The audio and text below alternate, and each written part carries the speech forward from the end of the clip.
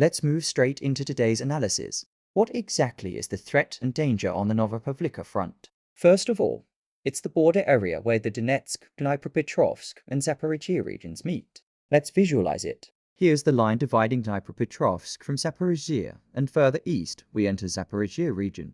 I often do this kind of sketching, drawing simple schematic borders to help explain the situation more clearly. So, this is Donetsk region, this is Zaporizhzhia region, and this is Dnipropetrovsk region. As you can see, the Russians in the southern part of Donbas have captured almost all the administrative territory of Donetsk region.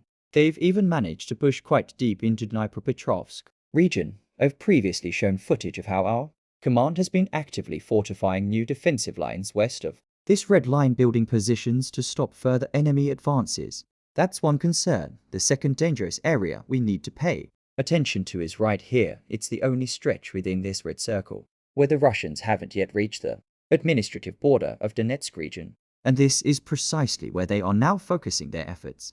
The border between Donetsk and Dnipropetrovsk regions follows the course of a river called Vovcha. I won't draw it neatly, but roughly this is how it flows, the Vovcha River. It meanders through this area, and right along it lies the current line of contact. Recently, the enemy has been sending reinforcements towards settlements like Ivanovka, Filia, Iskra, now renamed Andriivka, and Klivtsev. According to battlefield maps, at least 5 additional Russian brigades have been redeployed to this sector, including the 90th Tank Division, as well as the 35th, 55th, 74th, and 137th Brigades that were moved here from the Pokrov direction. This was confirmed by the OSINT Group Observer Unit. So, it's logical to expect an escalation of hostilities here soon, and there's little doubt that this area will see intensified assault operations. Now, let's take a closer look at Ivanovka. Ivanovka is already part of Dnipropetrovsk region. It is separated from Donetsk by the Vovcha River. Satellite images from Deep State clearly show that the river currently functions as a de facto contact line. It is fairly full-flowing, and additionally reinforced with 3 ditches and lines of barbed wire. Unfortunately, the enemy has managed to cross it and establish positions on our bank. How this happened is not definitively known. The only logical explanation is a shortage of infantry reserves in the defense forces. This is a systemic problem related to mobilization. Without our own reserves, a counter-offensive is currently out of the question.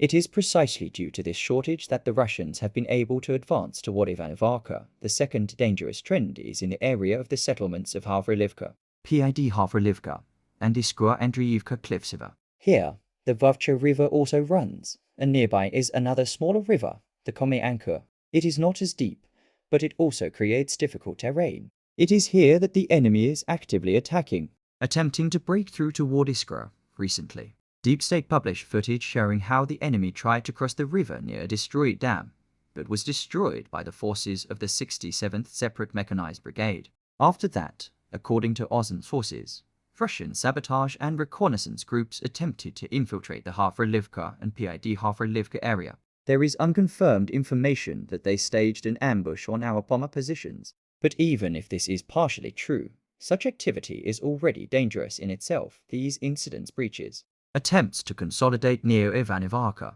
Attacks by sabotage groups near Havrilivka indicate a possible escalation in this section of the front in the near future. Another concerning point in this area runs the so-called new line of defense of Donbas, or the New Donbas. It was recently documented by analysts working with satellite imagery. If the enemy has managed to partially penetrate this line, it could potentially weaken the overall stability of our defense. This does not mean that the front has collapsed or that our defense has fallen, absolutely not. But these trends are dangerous and must be understood. The war, unfortunately, is far from over.